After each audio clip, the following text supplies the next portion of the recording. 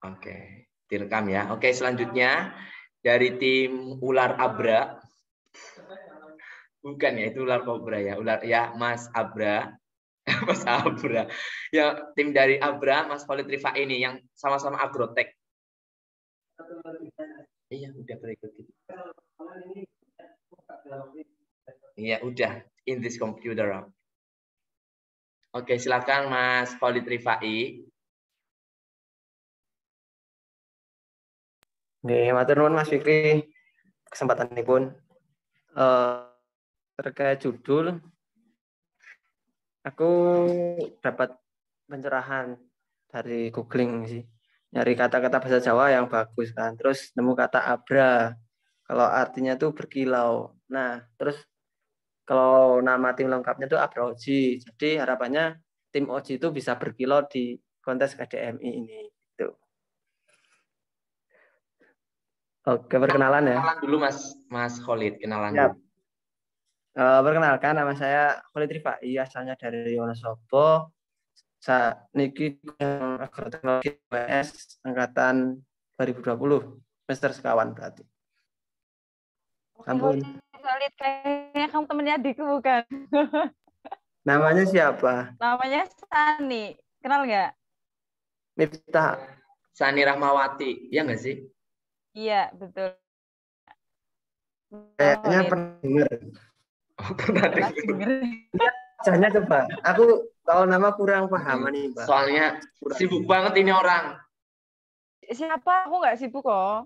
Ini itu, si Khalid, Khalid oh, si Rifai. Khalid. Kamu terlalu aktivis ya, Khalid? Boten. Mencoba menggunakan waktu, tapi kebablasan. Emang bijak sekali Anda ya, Khalid. Oke, baik. Silakan coba Mbak Laras untuk memperkenalkan diri. Aku coba video ya. Kalau misalnya sinyalku kok jadi susah, tak tutup lagi ya.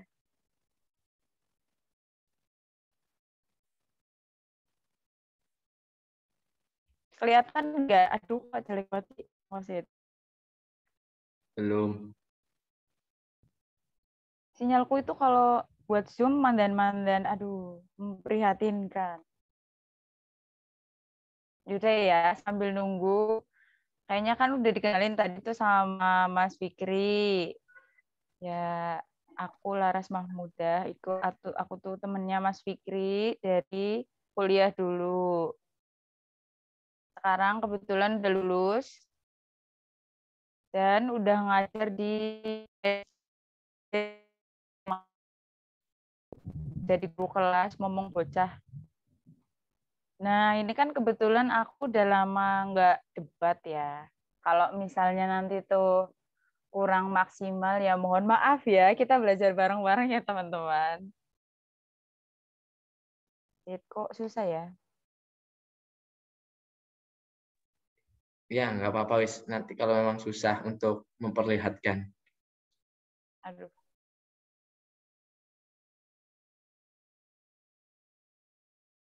Ya gitu aja kali ya. Oh iya. Oke. Yaudah, karena memang waktunya sudah cukup sore, ya.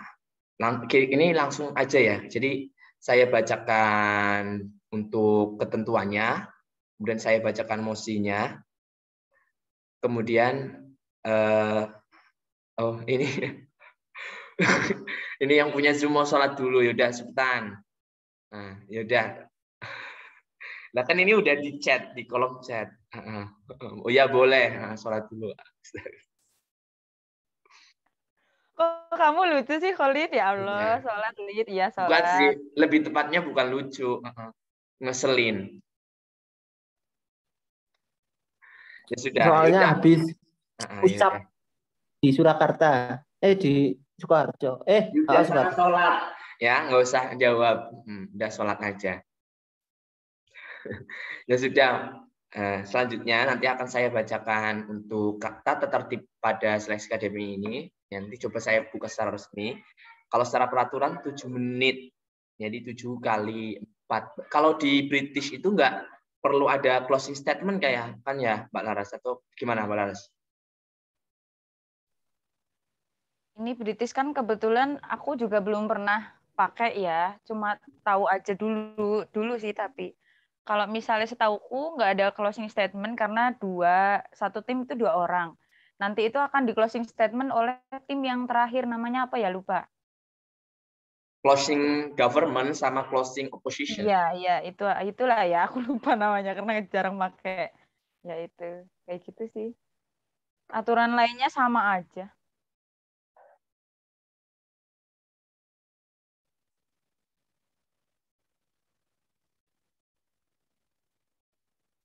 Oke, baik.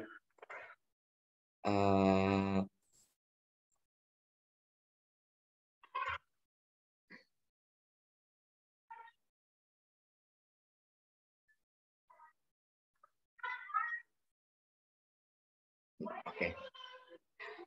Untuk selanjutnya, ya udah, saya mulai saja ya.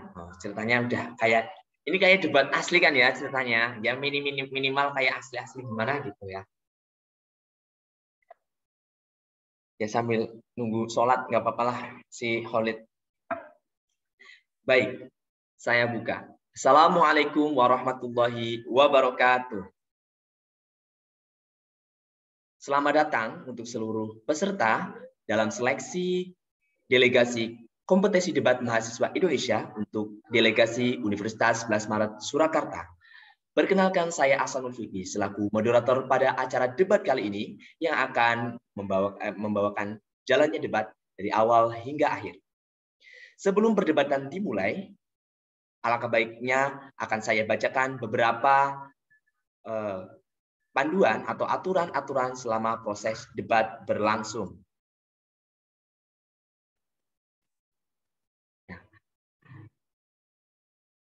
Oke. Apakah untuk share terlihat?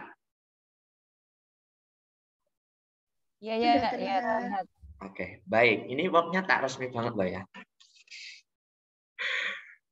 Oke.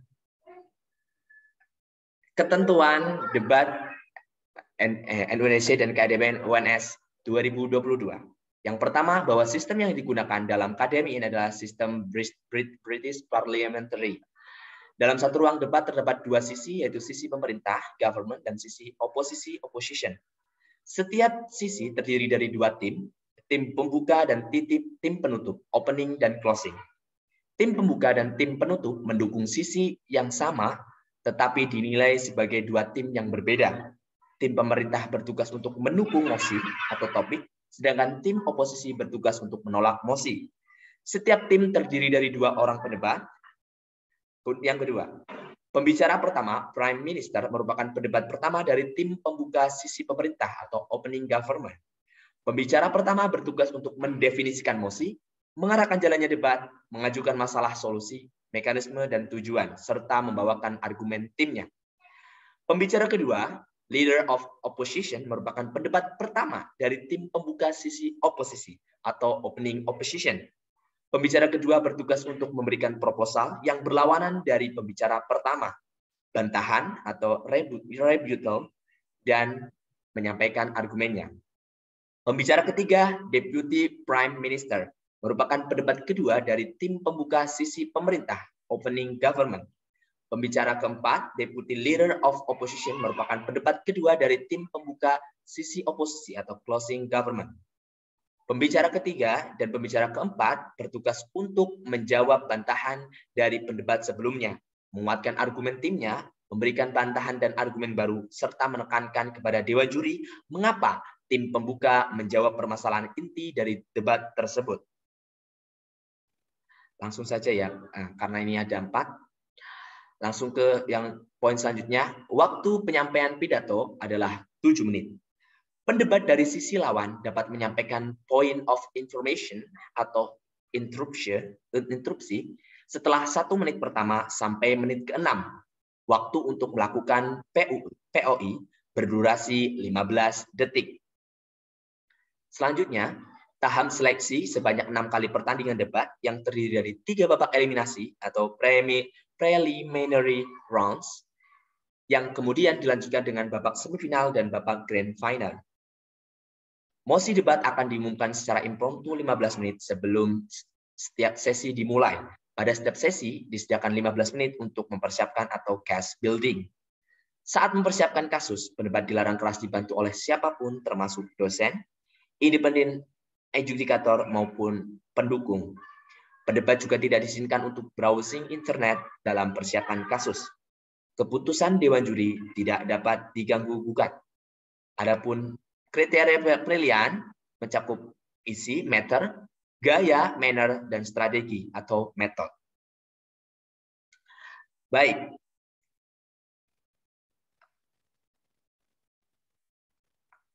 Ya. Untuk mosi perdebatan kita kali ini adalah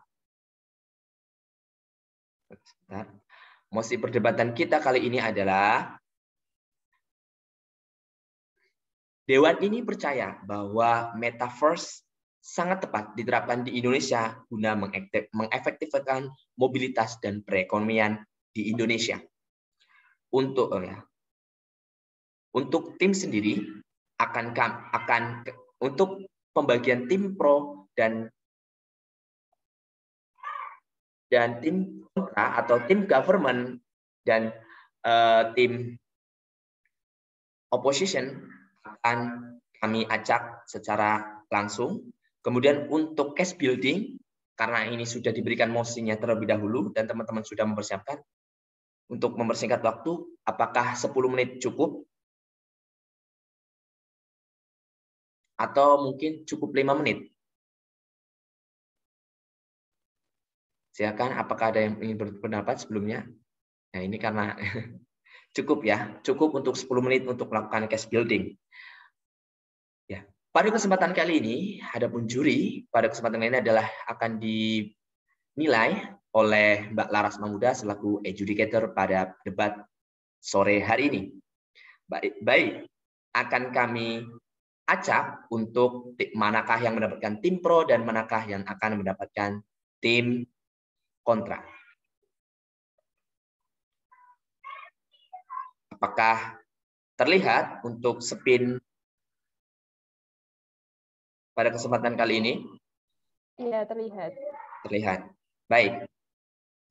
Untuk yang akan mendapatkan tim pemerintah, saya acak ya. Ini adalah ketuanya Alvina dan juga Rifai. Untuk mendapatkan tim pemerintah adalah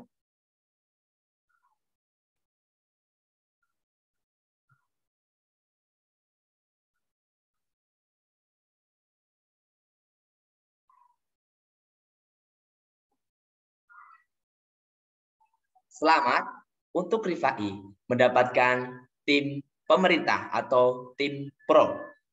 Maka selanjutnya secara otomatis Alvina dan tim dari Mundahan mendapatkan kontra. Selanjutnya,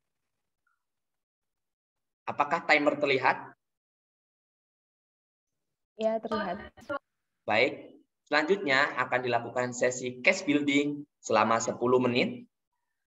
10 menit dimulai dari sekarang.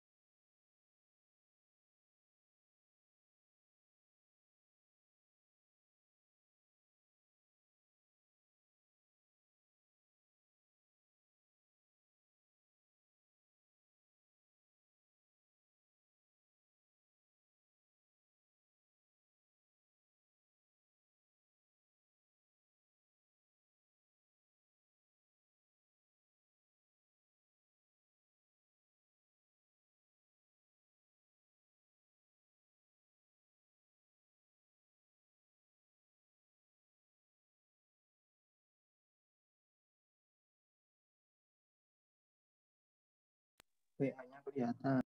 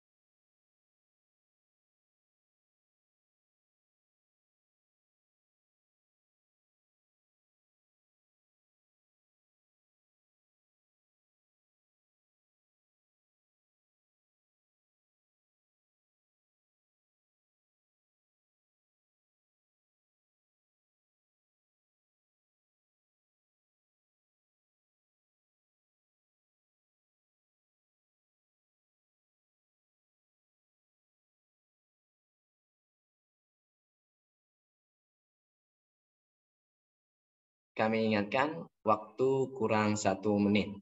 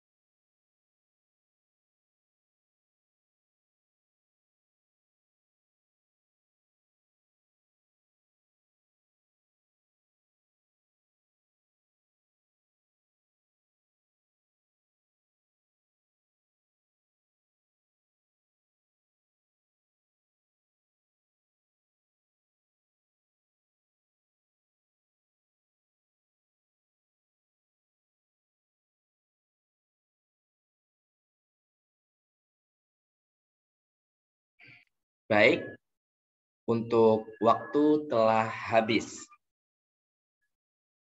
Selanjutnya, untuk seluruh tim tidak diperkenankan lagi untuk melakukan case building dan sudah melakukan persiapan untuk menyampaikan argumen masing-masing tim. Apakah semua tim sudah siap? Jika sudah siap, coba berikan angkat jempolnya. Jempolnya mana jempolnya Mbak Ica? Oh ya, boleh ya. Boleh pakai ya, jempol itu juga boleh. Oke, baik. Terima kasih. Selanjutnya tadi ada masukan terkait interupsi. Maka bisa disampaikan dengan cara mengangkat reaction ya, memberikan reaksi lower hand ya, raise hand seperti ini. Nah, ya, berarti ini artinya melakukan interupsi. Dan mohon untuk tim yang lain juga bisa untuk memperhatikan ketika memang ada tanda interupsi dari tim lain. Baik, apakah sudah paham? Nah, jikalau interupsi ditolak, maka segera untuk lower hand, kemudian diberi waktu untuk 10 detik. Biasanya Mbak Laras, mohon. Biasanya jeda antar interupsi berapa lama ya? Iya, gimana?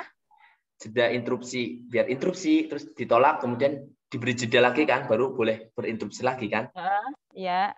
Sekitar 20 detik atau 15 detik 20 detik, iya 20 detik. 20 detik, kemudian interupsi ketiga wajib dijawab ya? Iya, kalau misalkan ada tim lain interupsi, kita pertama nolak, terus kedua nolak, nah yang ketiganya itu harus jawab kayak gitu. Nggak Harus boleh menerima interupsi. Mau nggak mau harus diterima. Oke. Gimana teman-teman? Apakah kurang ada yang ditanyakan sebelum perdebatan dimulai?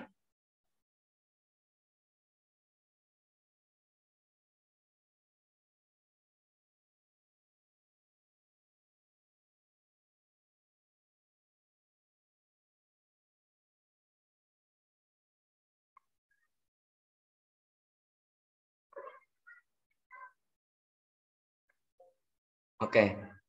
Selanjutnya, apakah ada pertanyaan teman-teman? Belum, moderator. Oh ya. Ya belum. Apakah dari tim pro sudah siap? Sudah. Sudah siap? Kalau sudah siap, waktu sebentar. Waktu 7 menit dimulai dari sekarang. Baik, terima kasih Dewan Juri yang terhormat atas kesempatannya. Perkenalkan kami dari tim government yang setuju dengan mosi pada kali ini, yaitu tentang penerapan Metaverse guna mengefektifkan mobilitas dan perekonomian Indonesia.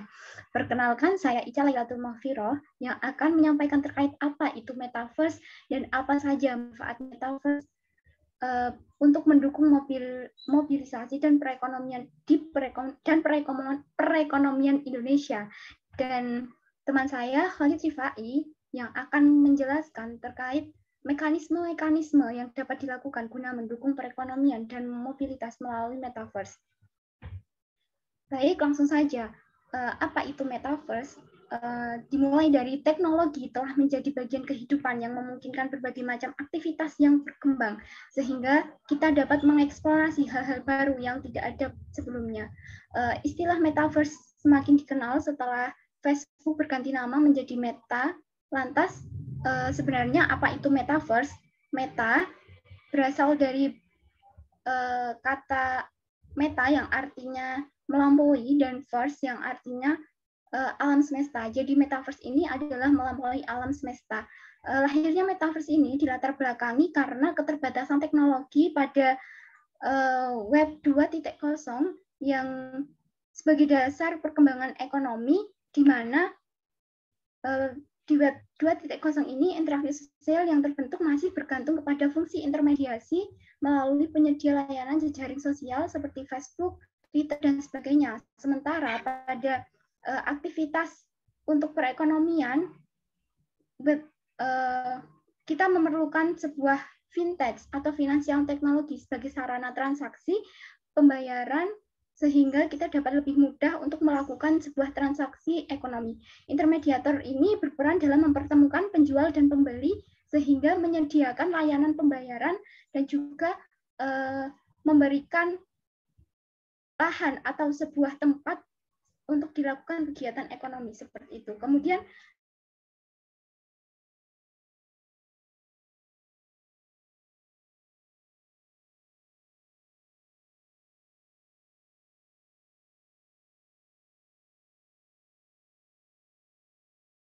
Halo?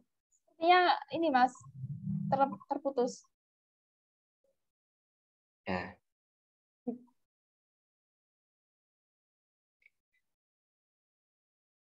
Ya, ini halo Ica.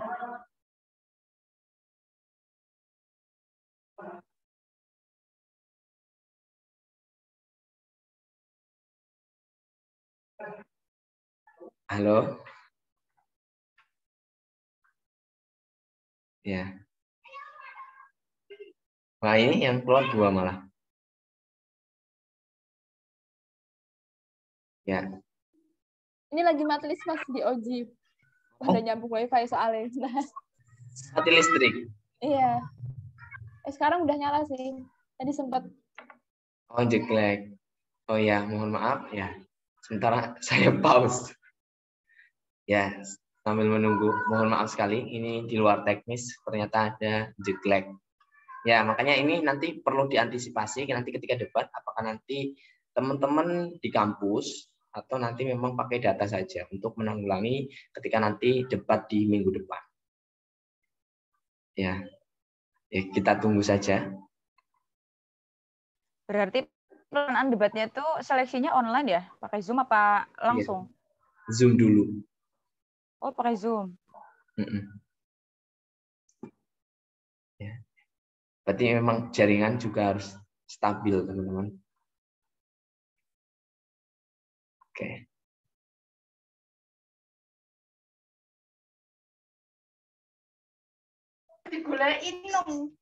Oke, baik. Silakan untuk pembicara pertama dari government untuk melanjutkan argumennya.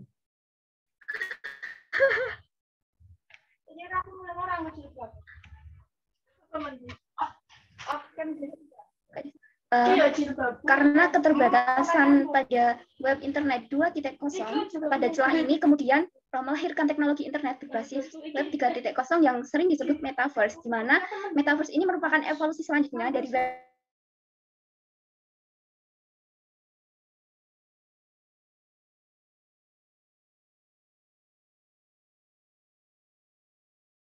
Apa jelek lagi?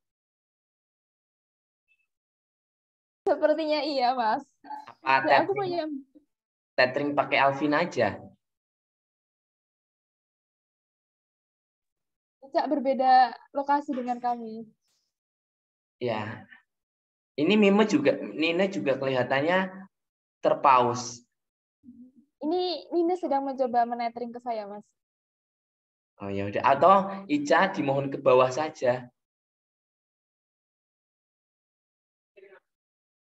Jangan.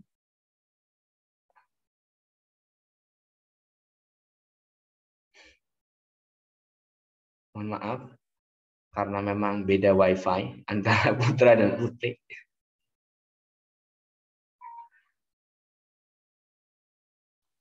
Ini benar-benar lagi simulasi besok ya? Semuanya pisah gitu ya? Bareng sih, deket-deketan gitu. Deket tapi nggak ada hubungan gitu. Iya.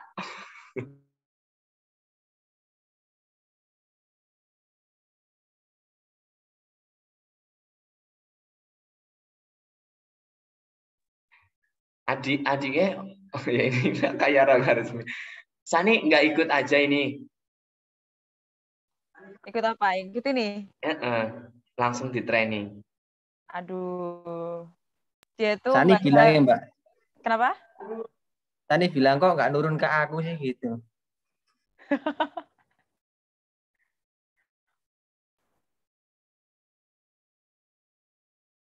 Oh, kamu chat Sani ya, Lid? Holid. Iya. Oh, Modus gitu. itu.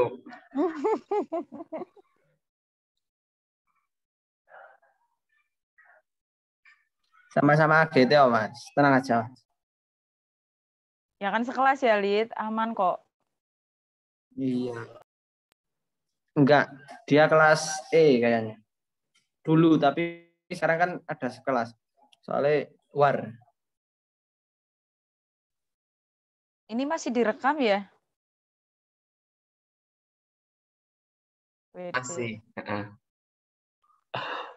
Jadi pause Zoom-nya dulu. Pro berarti punya Holid. Khalid, ini Zoom-nya Pro.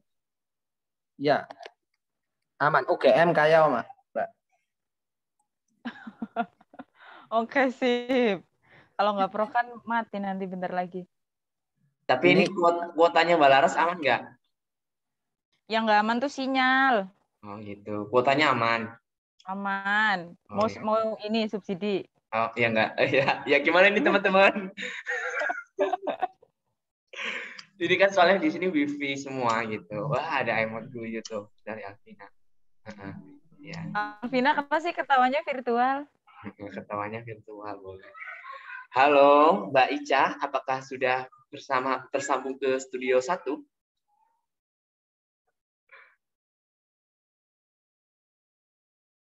Halo, Mbak Ica. Apakah sudah tersambung dengan studio 1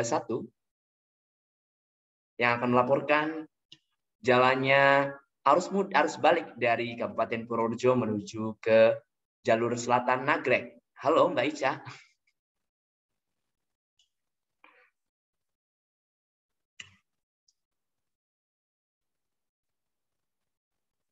Takut candu, ketawanya nyata, Mbak. Oh ya, benar apa ini?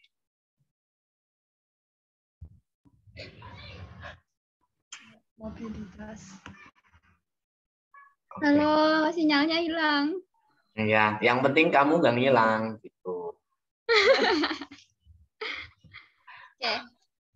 Oke. Ini Nina. Ya, udah. Sambil nunggu Nina nyambung ya. Oke. Silakan untuk. Nina nanti bisa pakai punya. Iya, Nina bisa pakai punya Alvina. Oke, baik. Silakan untuk dilanjutkan kembali. Waktu saya sudah mulai. Terima kasih. Baik, saya lanjutkan. Untuk kekurangan pada Web 2.0, maka celah tersebut digunakan untuk melahirkan teknologi yang berbasis internet berbasis Web 3.0 yang biasa disebut Metaverse, di mana Metaverse ini merupakan evolusi selanjutnya dari Web 2.0. Teknologi ini menawarkan kemampuan transaksi yang sangat baik karena Web 3.0 ini dapat membantu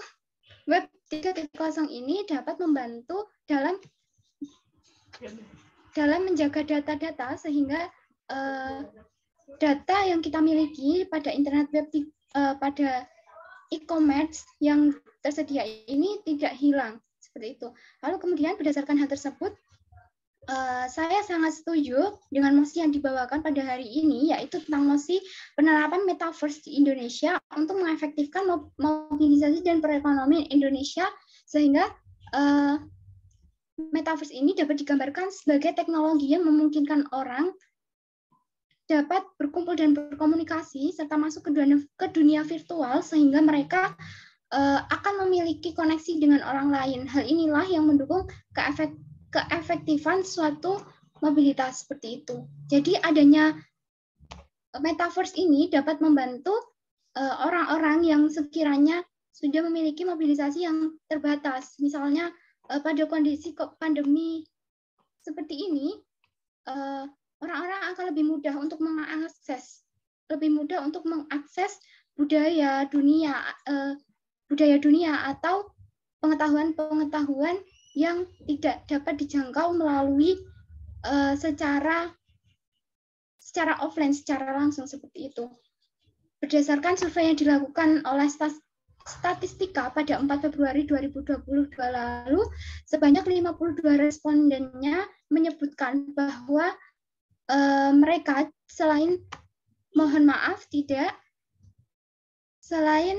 untuk mewujudkan sebuah mobilisasi yang lebih mudah, mereka juga ingin mengetahui tentang metaverse ini untuk mencoba-coba untuk membuat sebuah lapangan pekerjaan baru di metaverse ini, yakni dapat digambarkan ketika banyak orang yang memiliki etos kerja yang tinggi di sebuah negara ini akan mengefektifkan perekonomian suatu negara. Jadi untuk penerapan metaverse ini menurut saya sangatlah tepat sehingga metaverse ini dapat membantu mengefektifkan mobilisasi dan juga perekonomian di Indonesia. Kurang lebih seperti itu. Terima kasih.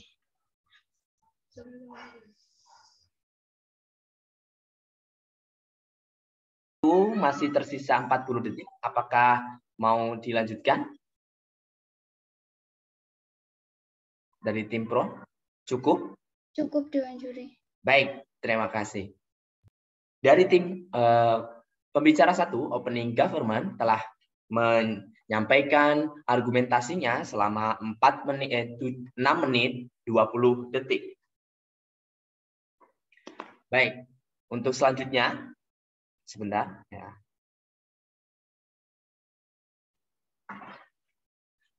Oke, untuk selanjutnya pembicara pertama dari Opening Opposition, apakah sudah siap? Apakah sudah siap? Siap. Oke, sudah siap. Waktu 7 menit dimulai dari sekarang. Terima kasih atas kesempatan dan waktu yang telah diberikan. Saya Alvina Ayu selaku pembicara pertama dari tim Opening Opposition. Di sini saya ditemani dengan teman saya, Nina Mukasafa. Saya di sini akan membicarakan menjelaskan langkah apa yang sebaiknya diambil lebih dahulu daripada kita menerapkan metaverse. Kemudian Nina Mukasafa akan bicarakan mengenai lebih dalam mengenai apa yang telah saya sampaikan di saat ini. Baik, terima kasih. Sebenarnya, Dewan Juri yang terhormat, saya sangat setuju apabila metaverse dianggap sebagai media yang sangat efektif untuk meningkatkan mobilitas dan perekonomian di Indonesia. Tetapi kita harus tahu bagaimana relevansi dari metaverse yang masih rancu, belum cukup seperti apa, belum mengetahui realitas yang betul-betul seperti apa yang sebaiknya diterapkan di dalam dunia metaverse tersebut. Kita harus menarik ke belakang bahwasanya kita harus menyadari menurut data Kominfo masih hanya sebanyak 20% masyarakat Indonesia yang baru melek teknologi. Artinya masih ada 80% masyarakat Indonesia yang belum melek teknologi. Akankah lebih bijaknya, wahai Dewan Juri yang terhormat, apabila kita mengambil langkah prioritas terlebih dahulu, yaitu menyebarluaskan atau mendistribusikan listrik dan internet. Dan perlu kita sadari bahwasanya listrik dan internet ini dapat kita katakan sebagai bahan pokok untuk membuat metaverse di Indonesia ini. Kita harus sadar bahwasanya pendistribusian listrik dan internet di Indonesia ini masihlah sangat rendah. Kita tidak dapat menutup mata akan hal itu. Kemudian, selain itu, kembali lagi sebanyak 20% masyarakat Indonesia yang hanya melek teknologi. Artinya kita juga harus meningkatkan literasi teknologi terhadap masyarakat Indonesia. Jika kita hanya menetapkan metaverse-nya saja, kita hanya fokus pada metaverse tanpa melihat SDM yang ada di Indonesia, apakah itu bijak? Apakah dapat kita katakan sebagai bijak? Bukankah itu hanya akan membuang-buang biaya kita saja? Dan perlu kita ingat bahwasanya biaya untuk membangun sebuah metaverse tidaklah murah, wahai Dewan Juri yang terhormat. Kita harus sadar bahwasanya hal yang paling utama yang sekiranya perlu untuk dilaksanakan adalah penyebaran listrik, internet, dan literasi melek teknologi yang harus kita terapkan di Indonesia. Selain itu, mengenai mobilitas yang ada, saya memang sangat setuju apabila metaverse dapat meningkatkan mobilitas Indonesia. Tetapi kita harus ingat bahwasanya yang kembali lagi 20% masyarakat yang baru hanya melek teknologi, berarti masih ada 80% yang belum melek teknologi. Lalu bagaimana keadaan atau nasib mereka 80% masyarakat Indonesia yang belum melek teknologi? Apakah mobilitas mereka akan meningkat? Tentunya tidak, dan hal ini dapat memicu sebuah ketimpangan, wahai Dewan Juri yang terhormat. Lalu kita juga harus mengingat, topiknya sebenarnya habis nih. Kita harus mengingat lalu bagaimana dengan nasib mereka 80% masyarakat Indonesia yang belum melek teknologi jika dikatakan metaverse ini dapat mengefektifkan mobilitas di Indonesia. Hal ini tentunya akan berdampak kepada ketimpangan di Indonesia. Masyarakat di mana ketimpangan ini pada akhirnya tidak sesuai dengan sila kelima Pancasila, yaitu kesejahteraan sosial bagi seluruh masyarakat Indonesia. Dan tentunya hal ini ketika terjadi sebuah ketimpangan, bukan hanya tapi akan berdampak pada ketimpangan ekonomi, di mana hanya masyarakat yang 20% tadi yang melek teknologi yang dapat menggunakan metaverse, sedangkan 80% tidak. Lalu bagaimana cara mereka bekerja? Lalu bagaimana cara mereka dapat mengimbangi pendapatan mereka? 20% masyarakat telah melek teknologi tersebut. Tentunya hal ini akan berimbas kepada pendapatan nasional Indonesia, yang dimana dapat terlihat dengan sangat amat jelas terdapat ketimpangan ekonomi yang cukup signifikan antara beberapa penduduk di Indonesia. Ini nggak dia pengen interupsi, Po.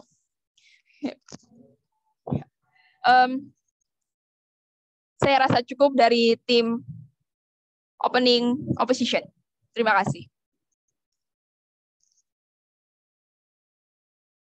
Baik, terima kasih atas argumentasi yang telah disampaikan oleh tim opening opposition.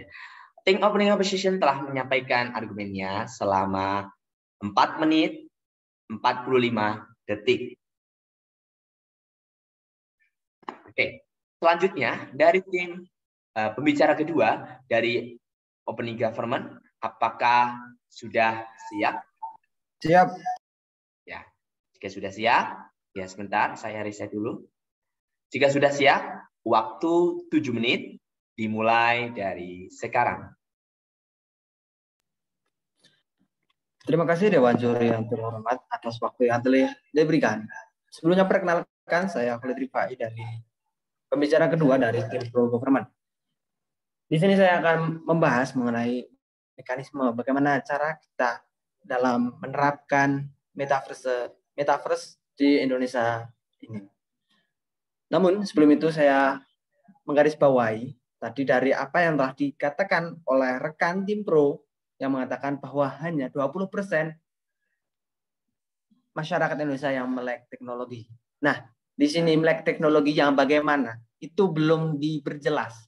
Apakah hanya melek teknologi mengenai teknologi komputer, teknologi jaringan, atau teknologi pertanian? Itu belum jelas sama sekali. Sehingga tidak bisa mewakili 20% masyarakat Indonesia pada realita.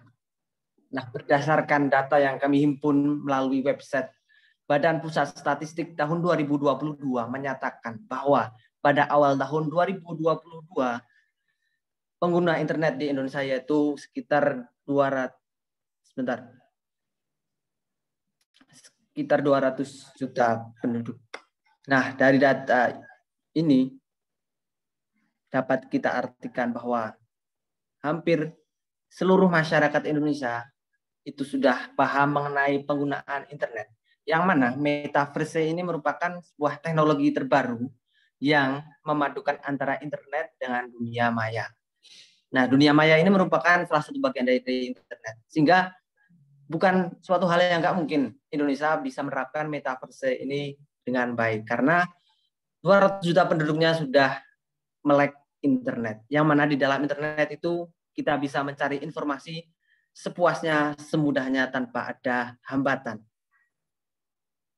Nah, mekanisme mengenai penerapan metaverse di Indonesia ini diterapkan secara bertahap dari satu wilayah ke wilayah lainnya. Kemudian saya juga membahas mengenai dari pembicara tim kontra tadi juga mengatakan pentingnya kita mengedepankan listrik terlebih dahulu. Namun, program pemerintah saat ini sudah cukup karena sudah mengembangkan berbagai cara, baik pengembangan PLTU maupun PLTS di berbagai pelosok.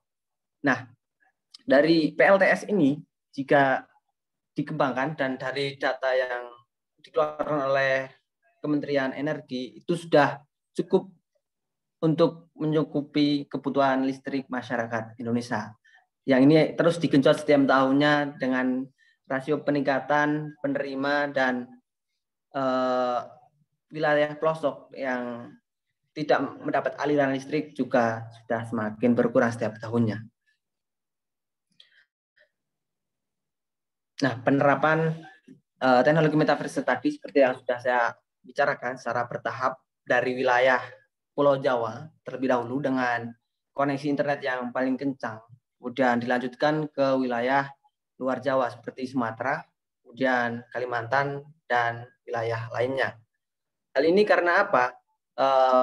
Metaverse ini memang tidak bisa diterapkan secara langsung, secara meluas ke seluruh masyarakat Indonesia, namun harus secara bertahap seperti di Jawa ini, karena budaya masyarakat Indonesia memang membutuhkan sebuah bukti terlebih dahulu baru mereka akan menggunakannya. Nah, kita akan menerapkan terlebih dahulu di Indonesia, kemudian baru menyebarluaskan ke masyarakat yang lebih luas, yaitu ke masyarakat seluruh Indonesia.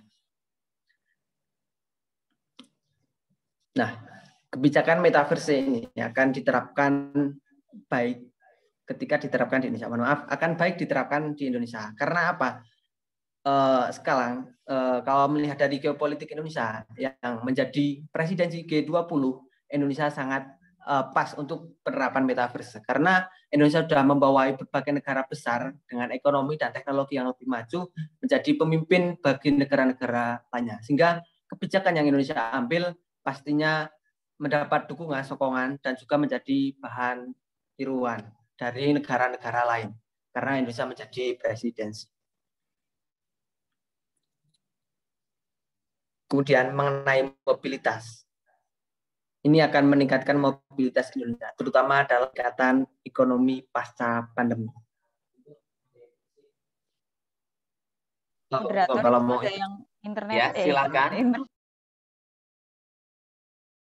Terima kasih atas waktunya. Baik, saya akan menyampaikan instruksi, lalu bagaimana relevansi? Apakah relevansi sudah difikirkan dengan matang-matang oleh tim government, bahwasanya relevansinya seperti apa ya, sekiranya tepat dengan kondisi lingkungan sosial, budaya, dan psikologi masyarakat Indonesia, yang harus kita sadari bahwasanya masih ada dampak negatif terhadap teknologi digital. Habis. Silakan. Baik, saya akan melanjutkan tadi pembicaraan saya terlebih dahulu. Untuk peningkatan mobilitas di Indonesia mengenai metaverse ini, akan lebih baik karena dengan penggunaan metaverse ketika kita bekerja itu bisa dilakukan di mana saja, kapan saja, terutama dalam bidang ekonomi. Karena dalam budaya ekonomi kita akan mengolah data itu dari berbagai tempat, sehingga tidak perlu ke kantor terlebih dahulu untuk melaksanakan pekerjaan, sehingga bisa lebih fleksibel dan di mana-mana. Kemudian menanggapi dari interupsi dari tim Pro mengenai realita di Indonesia. Ini sangat cocok karena sekarang peningkatan teknologi di Indonesia sudah menyebar, terutama internet. Karena dengan akses internet tadi, realita di masyarakat akan semakin mudah, terutama dengan masyarakat yang sudah paham tentang teknologi internet. Pemerintah dengan sangat mudah untuk melaksanakan sosialisasi mengenai metaverse. Kita bisa menyiapkan sebuah kelas online kita melakukan propaganda secara online dan sebagainya gitu. Sehingga realita di masyarakat ini sudah sangat sesuai. Yang terakhir dari saya, pengawasan Badan Pengawas Perdagangan Berjangka Komoditi atau Bapeti. Saat ini terdapat 7,5 juta penduduk Indonesia yang menggunakan transaksi kripto. Nah, transaksi kripto ini kemungkinan besar diterapkan pada metaverse.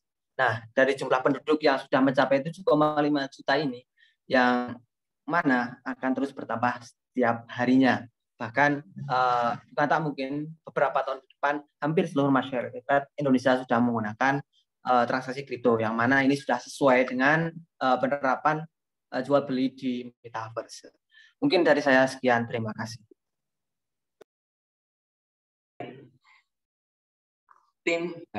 Pembicara kedua dari tim pro, dari tim pemerintah, telah menyampaikan argumentasinya selama 7 menit. Baik, apakah pembicara kedua dari closing government atau pembicara kedua dari pihak oposisi, apakah sudah siap? Ya, jika sudah siap, waktu 7 menit bisa dimulai dari sekarang. Baik, terima kasih Dewan Juri atas kesempatan yang diberikan kepada saya. Selaku pembicara kedua akan melanjutkan pembicaraan dari pembicara pertama dari tim kontra. Akan tetapi sebelum itu, saya akan menanggapi terlebih dahulu terkait pernyataan yang diberikan oleh pembicara kedua dari tim pemerintah, yaitu terkait masyarakat Indonesia yang memang sudah melek internet itu cukup banyak. Akan tetapi, berbeda lain halnya dengan metaverse yang merupakan terobosan untuk mencapai perkembangan teknologi Web 3.0 yang merupakan teknologi yang cukup canggih, yang mana itu merupakan permulaan di Indonesia yang baru akan diterapkan, dan itu baru mulai dirintis.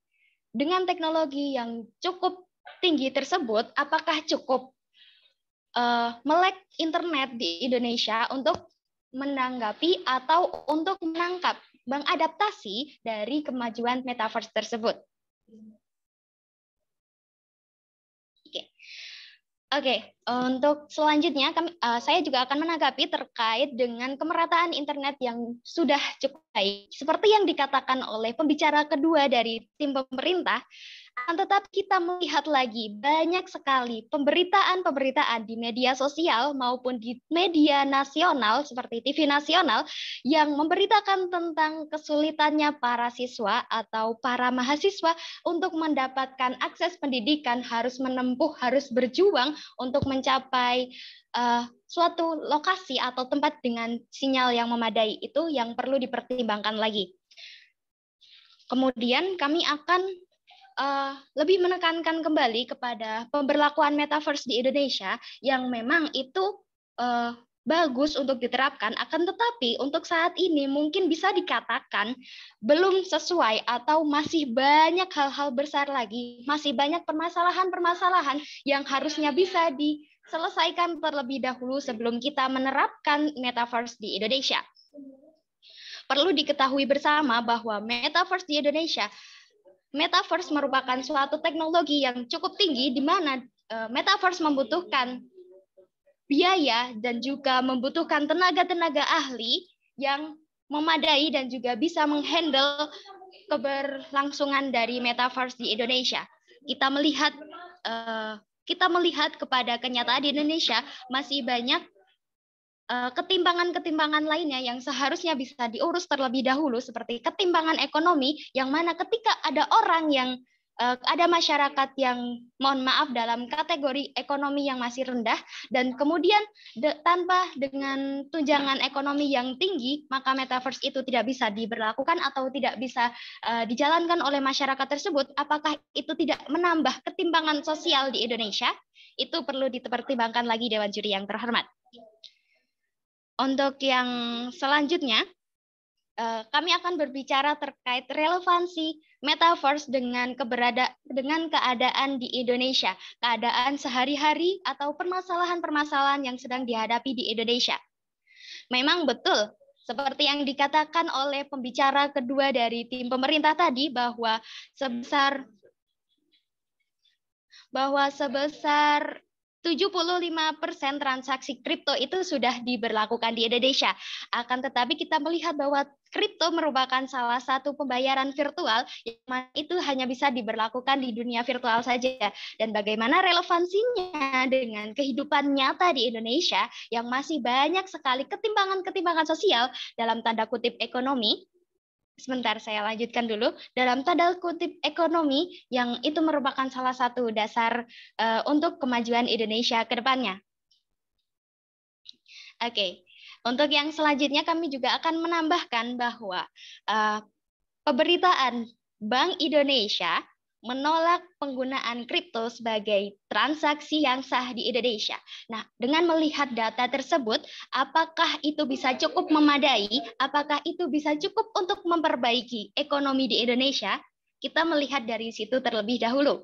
Kita memperhatikan dari hal-hal yang kecil untuk berlangsung ke hal-hal yang lebih besar.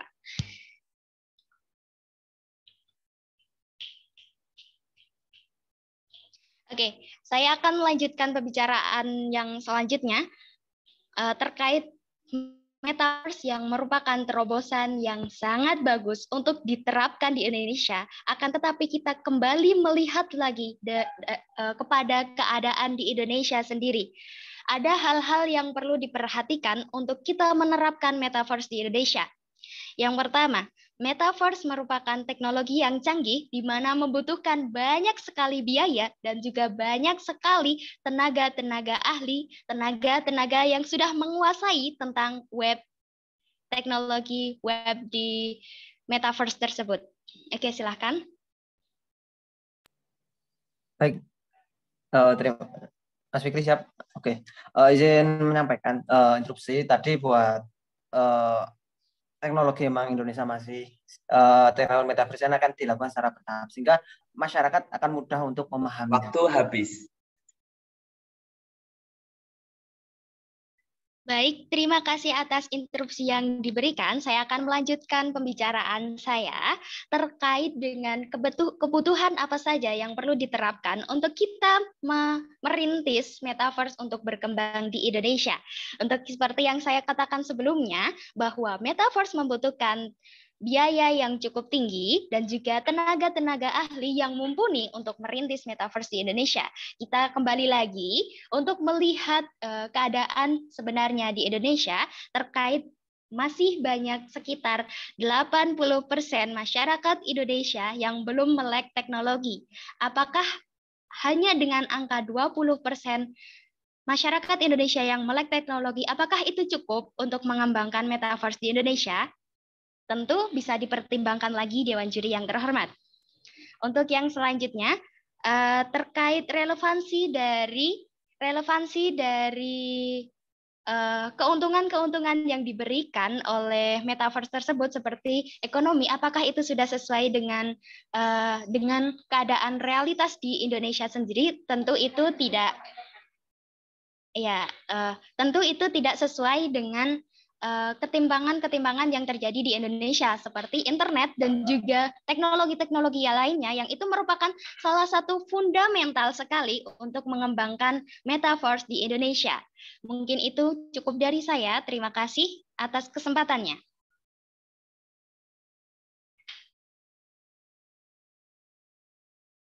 Baik, terima kasih. Tim pembicara kedua dari tim kontra, dari tim oposisi telah menyampaikan argumennya selama 7 menit. Terima kasih karena memang nggak ada closing-nya.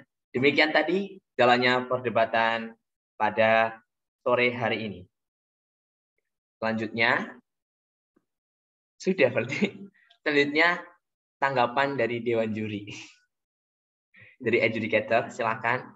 Karena ini waktunya, ini mepet ini, Mbak Laras dulu, coba silakan untuk menyampaikan apa yang perlu dievaluasi dari jalannya perdebatan pada sore hari ini. Oke, sebelumnya tanya dulu, di situ maghribnya jam berapa? Kayak 10 menit cukup ya kayaknya ya, tapi Suka hilaf sih kalau aku ngomong.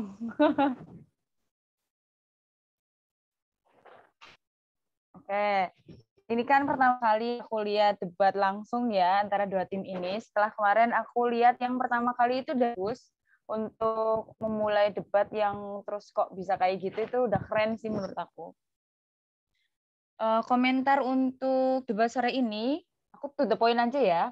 Pertama dari pembicara pertama dari tim pro, ngomongnya pro sama kontra aja ya biar gampang, nggak government sama opposition ya sama aja sih. Kalau government kita bilangnya pro aja, terus kalau opposition bilangnya kontra gitu. Secara keseluruhan debatnya itu bagus, terutama untuk pembicara dari tim kontra ini lebih terstruktur sih kalau secara poin-poin argumennya, walaupun nggak kalah juga dari pembicara dari tim pro-nya itu juga terstruktur. Dimulai dari pembicara pertama tim pro, yaitu Mbak siapa tadi, Mbak Ica ya? Iya. Diawali dari pengenalan timnya, yaitu pembicara pertama akan ngomong definisi dan seterusnya, pembicara kedua dan akan menyampaikan mekanisme, itu bagus, berarti sudah memenuhi tugasnya. Yang kedua, background-nya itu juga relevan, maksudnya bisa menjelaskan kenapa sih harus ada metaverse untuk mengefektifkan mobilitas dan perekonomian di Indonesia, itu udah oke. Terus argumennya mengenai pengertian metaverse bagus, tapi ada beberapa catatan yang memang tadi sebelum debat itu aku kan sempat searching ya, tapi ada yang belum disampaikan, yaitu kalau dalam debat itu kan ada batasan batasan mosi ya, supaya kita itu ngomongnya itu debatnya itu jelas, nggak ngambang. Nah, mosi ini kan Dewan ini percaya bahwa metaverse sangat tepat diterapkan di Indonesia guna mengefektifkan mobilitas dan perekonomian di Indonesia. Nah, ini itu percaya, memang percaya, tapi di sini kurangnya adalah belum didefinisikan secara jelas, maksudnya percaya tepat itu kalau diterapkan kapan timing penerapannya. Nah, itu pertama. Kedua, apa tadi ya catatanku ya? Kocek tulisanku elek dari yang lema aja ya. Ya, itu catatannya. Jadi definisinya itu belum terlalu jelas. Jadi tadi itu ditangkap oleh pembicara pertama dari tim kontra yang menyarankan untuk menunda penerapan metaverse ini untuk mengefektifkan mobilitas dan perekonomian karena ada yang lebih prioritas. Jadi sebenarnya dari tim kontra ini sudah menangkap secara tersirat bahwa tim pro itu berarti mau menerapkan metaverse saat ini secara bertahap. Jadi tim kontra ngomong itu nggak bisa kalau diterapkan sekarang karena Indonesia itu masih punya permasalahan 20% masyarakat yang baru melek teknologi dan itu juga belum bisa menjamin bahwa kemelekan teknologi yang dimiliki oleh 20% masyarakat itu bisa menerapkan metaverse yang pakai teknologi tingkat tinggi. Gitu. Itu kurangnya dari tim pro pembicara pertama itu. Kalau elaborasinya udah bagus, udah masuk juga efektif mobilitasnya itu seperti apa, terus kaitannya dengan perekonomian juga udah oke. Cuma kurangnya satu, definisinya itu belum jelas ya. Walaupun ya udah oke. Terus lanjut ke pembicara kedua, bagus pembicara kedua juga sudah menyampaikan tim split atau pembagian tugas dari timnya, yaitu pembicara pertama ngomong ada langkah prioritas sebelum penerapan metaverse, terus diperdalam lagi di pembicara kedua. Nah, pembicara tim kontra ini tampaknya dalam menyampaikan sanggahan itu terintegrasi ya, kalau bahasanya itu ibaratnya kayak sambil menyampaikan argumen sambil menyampaikan bantahan. Ya nggak apa-apa juga sih, cuma kadang itu tuh sangar gitu. Jadi kalau itu mau nyerang, ya udah serang aja terang-terangan. Sebelum ngomong argumen, kita serang dulu kayak gitu. Argumennya itu tadi kalau dari tim kontra bicara pertama ngomong tentang relevansi. Nah, relevansi ini sangat bagus untuk nekel tim pro yang belum ngomong timing. Nah, celahnya di sini. Ini udah ditangkap sama tim kontra. Terus gagasannya yaitu ada langkah prioritas, itu bagus-bagus. Tapi sayangnya, walaupun nanti dijelaskan di pembicara kedua, iya sih, tapi belum jelas, yaitu tentang kualitas SDM dan biaya mahal ini emang seberapa mahal biayanya gitu. Jadi belum jelas, padahal pembicara pertama tim kontra itu masih punya sisa waktu 2 menit 15 detik. Seharusnya dia bisa mengelaborasi lebih tentang alasannya menolak, yaitu karena biayanya mahal dan kualitas SDM-nya kurang memenuhi. Terutama biaya mahal ini sih yang belum dielaborasi. Kalau kualitas SDM sudah lumayan dielaborasi dengan adanya data bahwa baru 20% masyarakat yang melek teknologi. Secara manner, pembicara pertama tim kontra bagus, terus rincian argumennya bagus, ada poin-poinnya. Jadi kalau dewan juri yang kayak aku kan belum tahu apa-apa, jadi tahu, oh memang ada poin ini yang harus digarisbawahi sebelum menerapkan metaverse. Gitu. Dilanjutkan ke pembicara kedua tim pro. Nah, pembicara kedua tim pro ini bagus. Jadi jelas untuk melakukan mana bantahan, mana argumen gitu. Diawali dengan bantahan dulu. Melek teknologi gimana? Apa bisa dengan 20% itu mewakili? 20% itu tidak bisa mewakili. Bisa kok gitu. Kamu belum searching nih, ada data kalau pengguna internet di Indonesia itu banyak, 200 juta udah tahu internet gitu. Jadi kan masyarakat paham. Nah, itu bagus sanggahannya.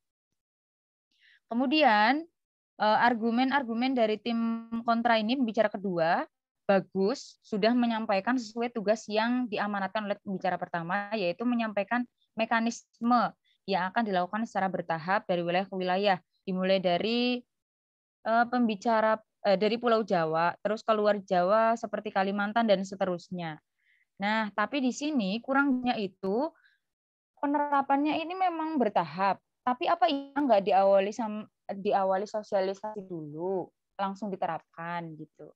Jadi penerapan secara bertahap itu belum ada penjelasan khususnya. Baru apa ya, ibaratnya kayak kalimat utama, belum disertai kalimat penjelas. Jadi Dewan juri pun masih bertanya-tanya, iya bertahap, tapi gimana caranya? Iya penduduk 200 juta udah tahu internet, tapi gimana caranya? Metaverse ini kan nggak cuma masalah internet gitu. Jadi kan perlu, mungkin kalau misal besok punya mosi yang kayak gini di debat impromptu, bisa ditambahkan ada sosialisasi dulu, terus ada apa lagi kayak gitu. Terus juga dikaitkan dengan kesiapan-kesiapan perangkatnya, keamanannya, biayanya. Dan jangan lupakan sasarannya.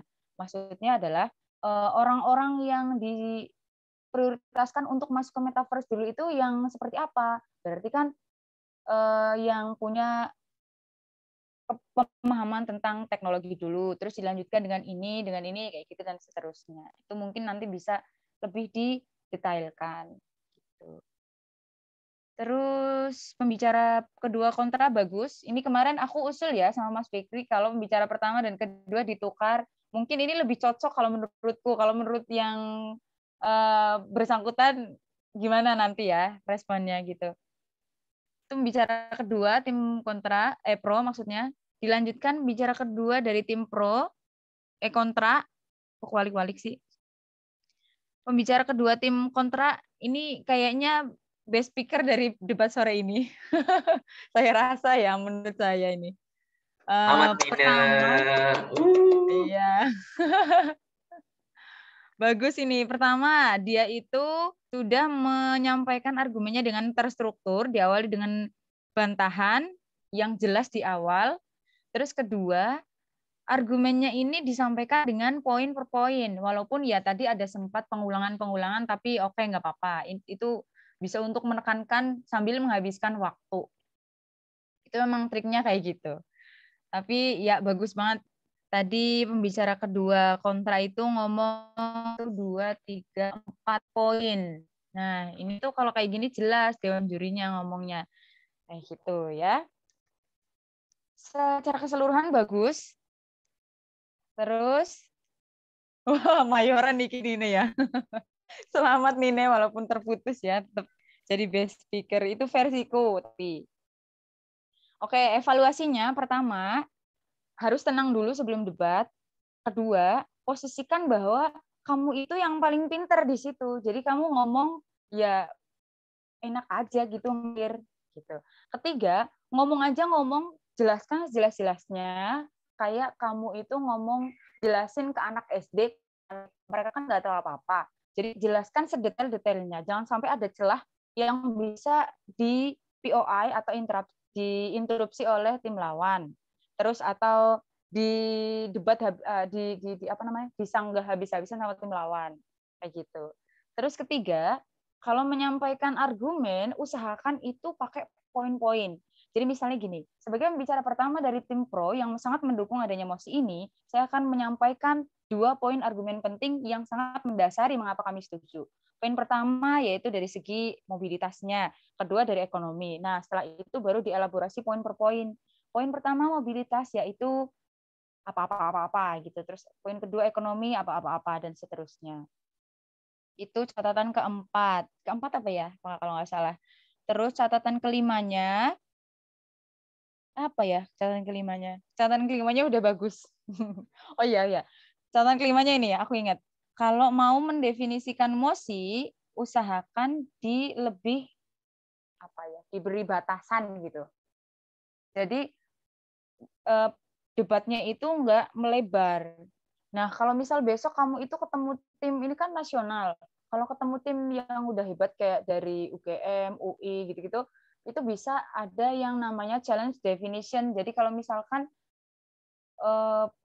tim pro bicara pertama nggak ngomong definisi jelas, nanti bisa diambil kesempatannya oleh tim kontra untuk menentukan definisi ini loh jelasnya mosi ini baiknya dibawa ke sini kayak gitu. Dan itu bisa menguntungkan tim kontra, tim pro kalau nggak bisa bangkit, dia bisa jatuh jatuh-jatuhnya. Jadi kalau misalnya tim kontra yang menang, tim pro nggak bisa bangkit, dia bisa kalah jauh poinnya gitu.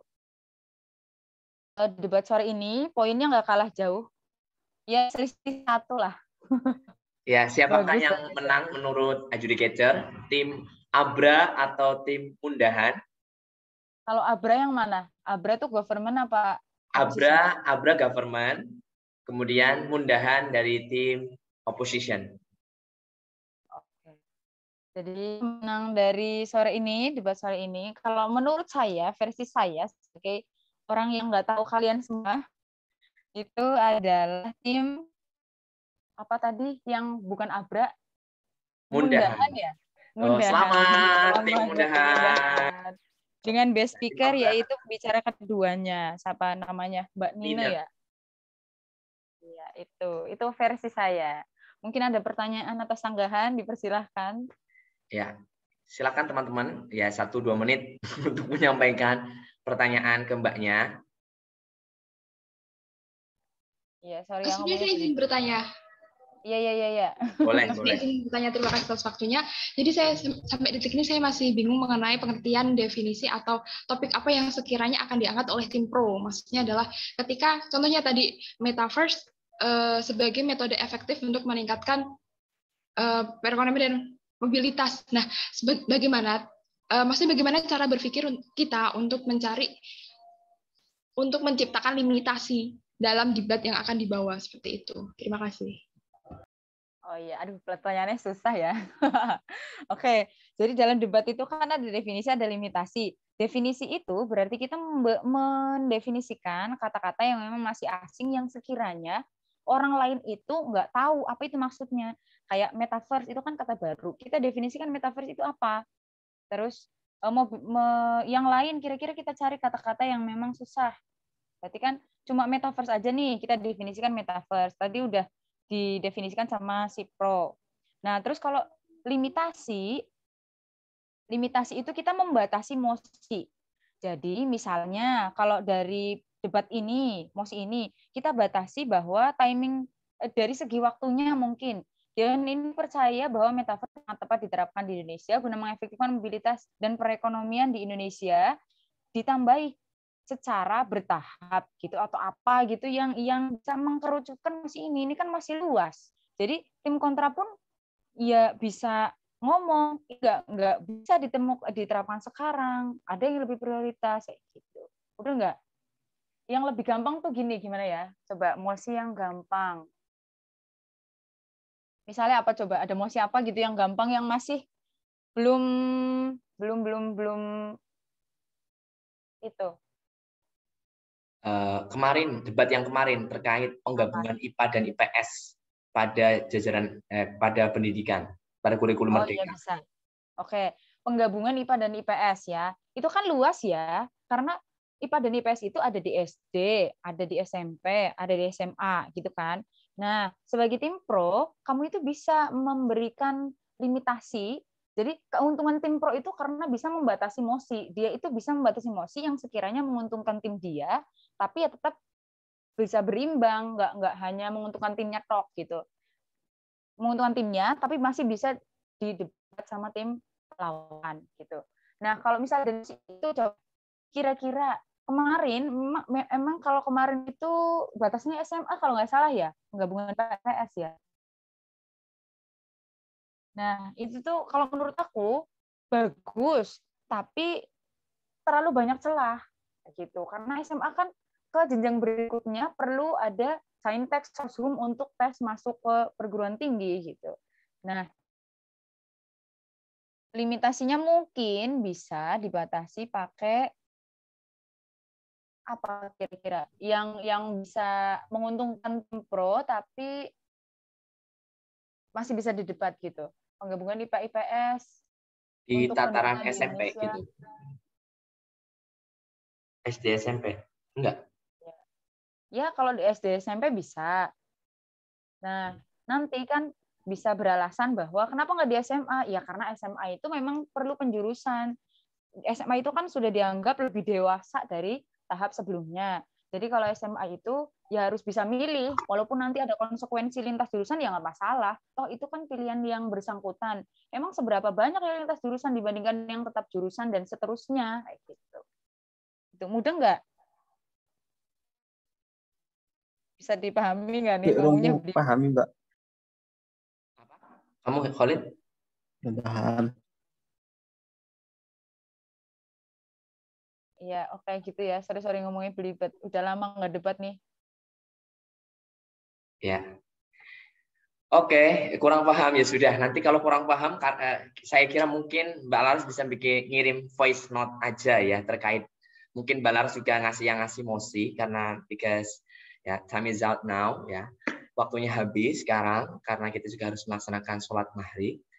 Saya kira untuk pertanyaan saya cukupkan. Untuk evaluasi dari Mas Fikri juga sudah menyiapkan sebenarnya beberapa poin, tapi karena kita deket, nanti kita bisa sampaikan secara langsung atau nanti kita bikin forum di kemudian hari.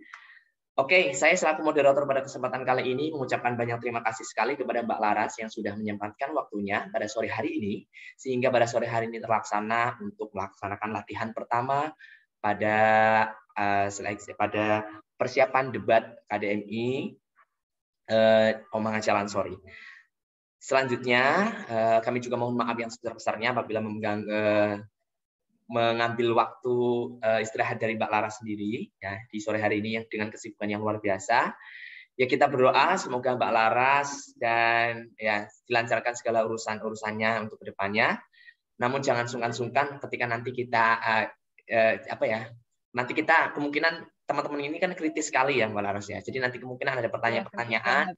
Mungkin nanti Mbak Laras bisa jawab melalui VN gitu aja. Nanti kalau ada pertanyaan nanti sampaikan saja ke Mas Fikri, nanti biar Mas Fikri sampaikan ke Mbak Laras dan Mbak Laras bisa kirim VN saja ya Mbak Laras gitu ya. Nanti saya teruskan ke grup begitu.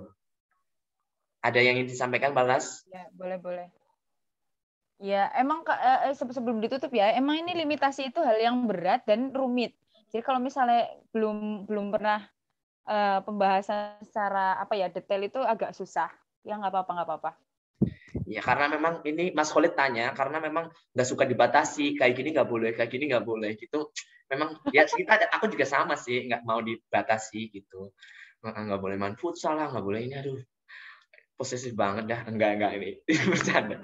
Oke, baik, terima kasih Pak. Oke, karena udah sama-sama, maaf ya banyak kurangnya. Semoga lain kali bisa kayak gini lagi sebelum lomba.